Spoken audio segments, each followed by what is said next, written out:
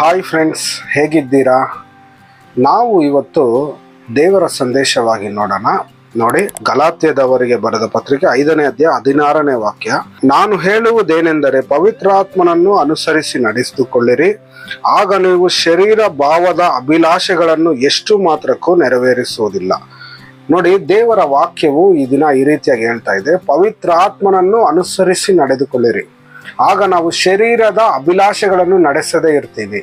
ನೋಡಿ, ಪವಿತ್ರಾತ್ಮ ಎಂದು ಹೇಳುವಾಗ ದೇವರ ಒಂದು ಆತ್ಮ, ದೇವರನ್ನು ನಾವು ಅನುಸರಿಸಿ ನಡೆಯುವಾಗ ಈ ಲೋಕದಲ್ಲಿ ಪರಿಶುದ್ಧನಾಗಿರುವಂತ ದೇವರನ್ನು ಅಂದರೆ ಯೇಸು ಕ್ರಿಸ್ತನನ್ನು ನಾವು ಅನುಸರಿಸಿ ನಡೆಯುವಾಗ ನಮ್ಮ ಶರೀರದ ಅಭಿಲಾಷೆಗಳಿಂದ ನಾವು ದೂರ ಇರ್ತೇವೆ. ಸೋಷಿಯಲ್ ಮೀಡಿಯಾದಲ್ಲಿ ಒಂದು ವಿಚಿತ್ರವಾದ ಘಟನೆಯೊಂದು ನಡೆದಿದೆ. ನೋಡಿ, ಒಂದು ಸ್ತ್ರೀಯು ಮದುವೆ ಆಗಿದೆ, ಒಳ್ಳೆಯ ಕೆಲಸ ಇದೆ, ನೋಡಿ ಒಳ್ಳೆಯ ಗಂಡ ಇದ್ದಾರೆ, ತಂದೆ ತಾಯಿ ಎಲ್ಲರೂ ಇದ್ದಾರೆ. ಆದರೆ ನೋಡಿ, ಸೋಷಿಯಲ್ ಮೀಡಿಯಾದಲ್ಲಿ ರೀಲ್ಸ್ ಮಾಡಬೇಕು ಎಂಬ ಹುಚ್ಚಿನಿಂದ ಈಕೆ ಪ್ರತಿನಿತ್ಯ ರೀಲ್ಸ್ ಮಾಡಿ ಅಪ್ಲೋಡ್ ಮಾಡ್ತಾ ಇದ್ಲು. ನೋಡಿ, ಇನ್ಸ್ಟಾಗ್ರಾಮ್ ಅಲ್ಲಿ ಅನೇಕ ರೀಲ್ಸ್ ಮಾಡಿದಂಥ ಸಂದರ್ಭದಲ್ಲಿ ಅನೇಕ ವ್ಯೂಸ್, ಫಾಲೋವರ್ಸ್ ಎಲ್ಲ ಬಂದಿದೆ. ಆತನ ಗಂಡ ಮತ್ತು ತಂದೆ ತಾಯಿ ಎಲ್ಲರೂ ರೀಲ್ಸ್ ಮಾಡಬೇಡ, ಇದು ಸರಿ ಇಲ್ಲ, ನಮಗೆ ಸರಿ ಬರಲ್ಲ ಎಂದು ಹೇಳುವಾಗ ಎಷ್ಟು ಹೇಳಿದರೂ ಕೇಳದೆ ರೀಲ್ಸ್ ಮಾಡಿದನು. ನೋಡಿ, ಅದೇ ಊರಿನಲ್ಲಿರುವಂತ ಒಬ್ಬ ಹುಡುಗನು ಈಕೆಯನ್ನು ಫಾಲೋ ಮಾಡಿ ಪ್ರತಿನಿತ್ಯ ಈಕೆಗೆ ಒಳ್ಳೆಯ ಕಮೆಂಟ್ಸ್ ಕೊಡ್ತಾ ಇದ್ದ. ಕೊಡುವಾಗ ಈಕೆಗೆ ಚೆನ್ನಾಗಿತ್ತು, ಸಂತೋಷವಾಗಿತ್ತು. ಕಾಲ ಕ್ರಮೇಣ ಅದು ಒಂದು ಸೆಕ್ಸುವಲ್ ಹರಾಸ್ಮೆಂಟ್ಗೆ ಅದು ಮುಂದಾಯಿತು. ಈ ರೀತಿಯಾಗಿ ಪ್ರಚೋದನೆ ಮಾಡ್ತಾ ಇದ್ದ. ಈಕೆ ನಿರಾಕರಿಸಿದಂಥ ಸಂದರ್ಭದಲ್ಲಿ ಈಕೆಯನ್ನು ಕರ್ಕೊಂಡು ಹೋಗಿ ಯಾರು ಇಲ್ಲದೇ ಇರುವಂತ ಸ್ಥಳದಲ್ಲಿ ಈಕೆಯನ್ನು ಕೊಲೆ ಮಾಡಿ ಹೂತಾಕಿದ್ದಾನೆ. ನೋಡಿ, ಇದು ಎಷ್ಟು ದುರದೃಷ್ಟಕರವಾದ ಸಂಗತಿಯಾಗಿದೆ. ನೋಡಿ, ರೀಲ್ಸ್ ಮಾಡುವವರು ಮತ್ತು ವಾಟ್ಸಪ್ ಅಲ್ಲಿ ಸ್ಟೇಟಸ್ ಹಾಕುವವರು ಸಹ ಯಾವ ಕಾರ್ಯ ಮಾಡ್ತಾ ಇದ್ದಾರೆ, ಯಾವ ವಿಷಯ ಮಾಡ್ತಾ ಇದ್ದಾರೆ ಎಂದು ಅವರು ಮಾಡುವಂತ ಕೆಲಸದಲ್ಲಿ ಪ್ರಜ್ಞೆಯಿಂದ ಇರಬೇಕು. ನಾವು ಇದು ಮಾಡುವಾಗ ಎಷ್ಟು ನಮಗೆ ಪ್ರಯೋಜನವಾಗಿರುತ್ತೆ, ಇದು ನಮ್ಮನ್ನು ಯಾವ ರೀತಿಯಾಗಿ ನಡೆದುಕೊಂಡು ಹೋಗ್ತಾ ಇದೆ, ಇದು ನಮಗೆ ಎಷ್ಟು ಪ್ರಯೋಜನವಾಗಿರುತ್ತೆ, ಇದರಿಂದ ನಮಗೆ ಏನಾಗ್ಬೋದು ಎಂಬುದಾಗಿ ಒಂದು ತಿಳುವಳಿಕೆಯಿಂದ ಮಾಡುವಾಗ ನೋಡಿ ಯಾವ ಒಂದು ತೊಂದರೆ ಆಗುವುದಿಲ್ಲ. ನೋಡಿ, ನಿಮ್ಗೊಂದು ವಿಡಿಯೋ ತೋರಿಸ್ತೀನಿ, ನೋಡ್ಕೊಂಡ್ ಬನ್ನಿ. ಆ ವಿಡಿಯೋದಲ್ಲಿ ನೋಡಿ ಎಷ್ಟು ದುರದೃಷ್ಟಕರವಾದ ಒಂದು ಘಟನೆ ನಡೆದಿದೆ. ಮಂಡ್ಯ ಜಿಲ್ಲೆ ಮೇಲುಕೋಟೆಯ ಮಾಣಿಕ್ಯಹಳ್ಳಿ ಅನ್ನೋ ಗ್ರಾಮದವಳೆ ಈ ದೀಪಿಕಾ. ಈಕೆ ಇದೇ ಗ್ರಾಮದ ಲೋಕೇಶ್ ಅನ್ನೋ ವ್ಯಕ್ತಿಯನ್ನ ಕಳೆದ 9 ವರ್ಷದ ಹಿಂದೆ ಲವ್ ಮಾಡಿ ಮದುವೆಯಾಗಿದ್ಲು. ದೀಪಿಕಾ ಹಾಗೂ ಲೋಕೇಶ್ಗೆ 8 ವರ್ಷದ ಮಗು ಸಹ ಇದೆ. ಗಂಡ ಹೆಂಡತಿ ಇಬ್ರು ಒಂದು ಕೆಲಸ ಮಾಡಿಕೊಂಡು ಜೀವನಕ್ಕೆ ಒಂದೊಳ್ಳೆ ನೆಲೆ ಕಂಡುಕೊಂಡಿದ್ರು. ಲೋಕೇಶ್ ಖಾಸಗಿ ಉದ್ಯೋಗದಲ್ಲಿದ್ರೆ ದೀಪಿಕಾ ಮೇಲುಕೋಟೆಯ SCT ಸ್ಕೂಲ್ ನಲ್ಲಿ ಶಿಕ್ಷಕಿಯಾಗಿ ಕೆಲಸ ಮಾಡ್ತಿದ್ಲು. ಪ್ರತಿದಿನ ಬಸ್ ನಲ್ಲಿ ಸ್ಕೂಲ್ಗೆ ಹೋಗ್ತಿದ್ದ ದೀಪಿಕಾ ಆಗಾಗ ಸ್ಕೂಟಿಯಲ್ಲಿ ಕೆಲಸಕ್ಕೆ ಹೋಗ್ತಿದ್ಲು. ದೀಪಿಕಾ ನೋಡೋದಕ್ಕೆ ಎಷ್ಟು ಸುಂದರವಾಗಿದ್ಲು ಅಂದ್ರೆ ಇಡೀ ಊರಿಗೆ ಈಕೆ ಒಬ್ಳೆ ಪದ್ಮಾವತಿಯಾಗಿದ್ಲು. ಮಾಣಿಕ್ಯಹಳ್ಳಿ ಗ್ರಾಮದಲ್ಲಿ ಇವಳ ಬ್ಯೂಟಿ ಮುಂದೆ ಉಳಿದವರೆಲ್ಲ ಏನೇನು ಇಲ್ಲ ಅನ್ನೋ ರೇಂಜ್ಗೆ ದೀಪಿಕಾ ಇದ್ಲು. ಆದ್ರೆ ಯಾವಾಗ ಇನ್ಸ್ಟಾಗ್ರಾಮ್ ದೀಪಿಕಾಗೆ ಪರಿಚಯವಾಯ್ತು, ಅಂದಿನಿಂದ ದೀಪಿಕಾಳ ಬ್ಯೂಟಿ ಇಡೀ ತಾಲೂಕಿಗೆ ಹರಡೋಕೆ ಶುರುವಾಯ್ತು. ದೀಪಿಕಾ ಹಾಕಿದ್ದ ಪೋಸ್ಟ್ಗಳು ಯಾವ ಹೀರೋಯಿನ್ಗೂ ಕಡಿಮೆ ಇರ್ಲಿಲ್ಲ ಅನ್ನೋ ರೇಂಜ್ಗೆ ಈಕೆ ಫಾಲೋವರ್ಸ್ ಕೂಡ ಹೆಚ್ಚಿಸಿಕೊಳ್ತಿದ್ಲು. ಇದೆಲ್ಲ ದೀಪಿಕಾ ಗಂಡ ಲೋಕೇಶ್ಗೆ ಇಷ್ಟವಾಗ್ತಿರ್ಲಿಲ್ಲ. ರೀಲ್ಸ್ ಮಾಡಬೇಡ ಅಂತ ಅದೆಷ್ಟೋ ಸಲ ದೀಪಿಕಾಗೆ ವಾರ್ನಿಂಗ್ ಕೊಟ್ಟಿದ್ದ. ಆದ್ರೂ ದೀಪಿಕಾ ಮಾತ್ರ ಗಂಡನ ಮಾತು ಕೇಳಿರ್ಲಿಲ್ಲ. ಇದೇ ವಿಚಾರವಾಗಿ ದೀಪಿಕಾಳ ತಂದೆಯ ಬಳಿ ಲೋಕೇಶ್ ಮಾತನಾಡಿದ್ದ. ದೀಪಿಕಾಳ ತಂದೆ ಸಹ ಬುದ್ಧಿ ಮಾತು ಹೇಳಿದ್ರು ದೀಪಿಕಾ ಮಾತ್ರ ಬದಲಾಗಿರ್ಲಿಲ್ಲ. ಕೊನೆಗೆ ನಿನ್ನಿಷ್ಟ ಬಂದಂತೆ ಇರುವಂತ ಹೆಂಡತಿಯ ಪಾಡಿಗೆ ಹೆಂಡತಿಯನ್ನ ಬಿಟ್ಟು ಬಿಟ್ಟಿದ್ದ ಲೋಕೇಶ್. ಶನಿವಾರಗಳಲ್ಲಿ ಸ್ಕೂಲ್ ಅರ್ಧ ದಿನ ಇರ್ತಿದ್ದ ಕಾರಣ ದೀಪಿಕಾ 2:15ಗೆಲ್ಲ ಮನೆಗೆ ಬರ್ತಿದ್ಲು. ಆದ್ರೆ ಆ ದಿನ ಸಂಜೆ 4 ಗಂಟೆಯಾದ್ರೂ ದೀಪಿಕಾ ಮನೆಗೆ ಬಂದಿರ್ಲಿಲ್ಲ. ಇದರಿಂದ ಗಾಬರಿಗೊಂಡ ದೀಪಿಕಾ ಪತಿ ಲೋಕೇಶ್ ಕೂಡಲೇ ದೀಪಿಕಾಳಿಗೆ ಕರೆ ಮಾಡಿದ್ದಾನೆ. ಆದ್ರೆ ಆ ಟೈಮ್ಗಾಗ್ಲೇ ದೀಪಿಕಾ ಫೋನ್ ಸ್ವಿಚ್ ಆಫ್ ಆಗಿದೆ. ಇದರಿಂದ ಇನ್ನಷ್ಟು ಗಾಬರಿಗೊಂಡ ದೀಪಿಕಾ ಪತಿ ಲೋಕೇಶ್ ಸ್ಕೂಲ್ಗೆ ಕಾಲ್ ಮಾಡಿದ್ದ. ಸ್ಕೂಲ್ನಿಂದ ಆಗ್ಲೇ ದೀಪಿಕಾ ಹೊರಟು ಹೋಗಿದ್ದಾಳೆ ಅಂತ ರಿಪ್ಲೈ ಬರುತ್ತೆ.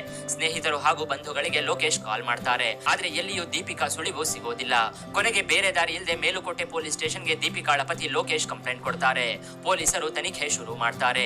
ಮೊದಲಿಗೆ ಯಾರ ಮೇಲಾದ್ರೂ ಅನುಮಾನ ಇದೆಯಾ ಅಂತ ತಮ್ಮ ಬೇಸಿಕ್ ಇನ್ವೆಸ್ಟಿಗೇಷನ್ ಶುರು ಮಾಡ್ತಾರೆ. ಈ ಟೈಮಲ್ಲಿ ದೀಪಿಕಾಳ ಪತಿ ನನಗೆ ಒಬ್ಬನ ಮೇಲೆ ಅನುಮಾನ ಇದೆ ಎಂದು ಹೇಳ್ತಾರೆ.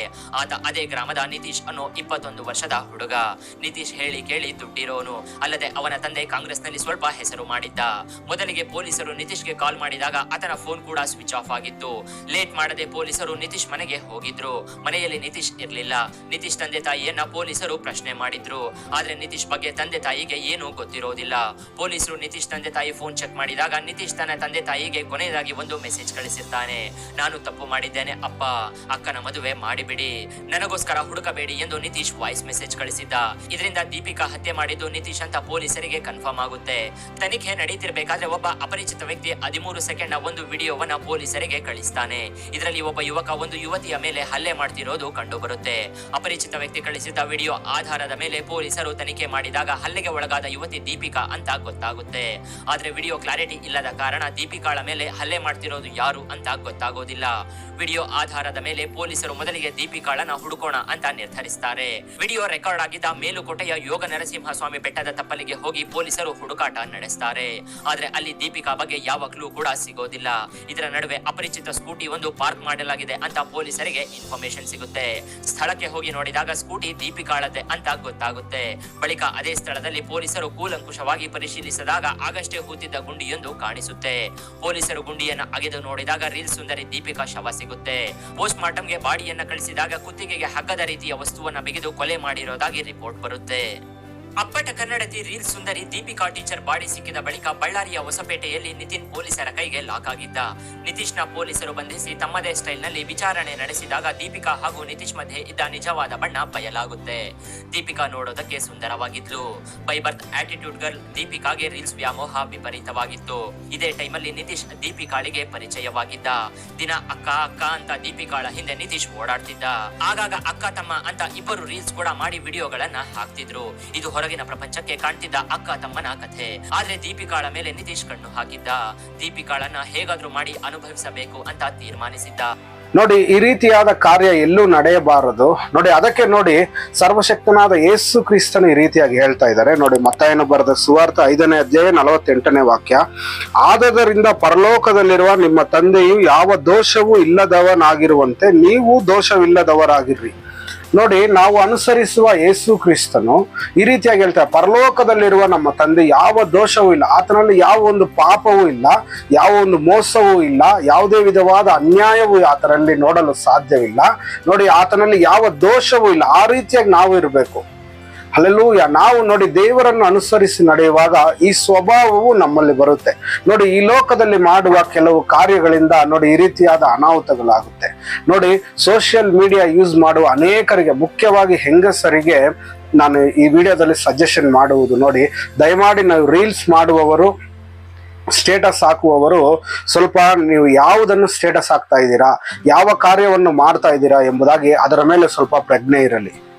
ನೋಡಿ, ಇಲ್ಲವಾದರೆ ಈ ರೀತಿಯಾದ ಅನಾಹುತ ಆಗುತ್ತೆ. ನೋಡಿ, ಈ ಸ್ತ್ರೀ ಸತ್ತು ಹೋಗಿದ್ದಾಳೆ, ಆ ಕುಟುಂಬಕ್ಕೆ ಎಷ್ಟು ನಷ್ಟವಾಗಿದೆ, ತನ್ನ ಗಂಡನಿಗೆ ನೋಡಿ ಎಷ್ಟು ದುಃಖವಾಗಿದೆ, ತನ್ನ ಕುಟುಂಬವು ನೋಡಿ ಒಂದು ಹೆಣ್ಣು ಮಗುವನ್ನು ಕಳೆದುಕೊಂಡಿದ್ದಾರೆ. ಕೇವಲ ಒಂದು ಸೋಷಿಯಲ್ ಮೀಡಿಯಾದಲ್ಲಿ ಲೈಕ್ಸ್ಗೋಸ್ಕರ, ಫಾಲೋವರ್ಸ್ಗೋಸ್ಕರ ಈ ರೀತಿಯಾದ ಕಾರ್ಯ ಮಾಡುವಾಗ ಎಷ್ಟು ಅನಾಹುತ ಆಗಿದೆ. ನೋಡಿ, ಈ ರೀತಿಯಾದ ಕಾರ್ಯ ಎಲ್ಲೂ ನಡೆಯಬಾರದು. ನೋಡಿ, ಅದಕ್ಕಾಗಿ ನಾವು ಪ್ರಾರ್ಥನೆ ಮಾಡೋಣ. ದಯಮಾಡಿ ಈ ಪ್ರಾರ್ಥನೆಯಲ್ಲಿ ಏಕೀಭವಿಸಿ. ಪರಿಶುದ್ಧನಾದ ದೇವರೇ, ಅಪ್ಪ, ಈ ಒಳ್ಳೆ ಸಂದರ್ಭಕ್ಕಾಗಿ ಸ್ತೋತ್ರ ಸ್ವಾಮಿ. ಹೌದು ಸ್ವಾಮಿ, ರೀಲ್ಸ್ ಮಾಡುವವರು, ಸ್ಟೇಟಸ್ ಹಾಕುವವರು ಎಲ್ಲರನ್ನೂ ನಿನ್ನ ಪಾದದ ಬಳಿಯಲ್ಲಿ ಒಪ್ಪಿಸುತ್ತಾ ಇದ್ದೇನಪ್ಪ. ಈ ವಿಡಿಯೋ ನೋಡುವ ಪ್ರತಿಯೊಬ್ಬ ಮಗನನ್ನು ಮುಟ್ಟು ಆಶೀರ್ವದಿಸು. ಎಲ್ಲ ಕಾರ್ಯಗಳಲ್ಲಿಯೂ ನೀನು ಜೊತೆಯಾಗಿದ್ದು ನಡೆಸಪ್ಪ. ಎಲ್ಲ ವಿಷಯಗಳನ್ನು ನಾವು ತಗ್ಗಿಸಿಕೊಳ್ಳುತ್ತಾ ನಿನ್ನ ನಾಮವನ್ನು ಹೆಚ್ಚಿಸುತ್ತಾ ಯೇಸುವಿನ ನಾಮದಲ್ಲಿ ಕೇಳಿಕೊಳ್ಳುತ್ತೇವೆ ತಂದೆಯೇ, ಆಮೇನ್.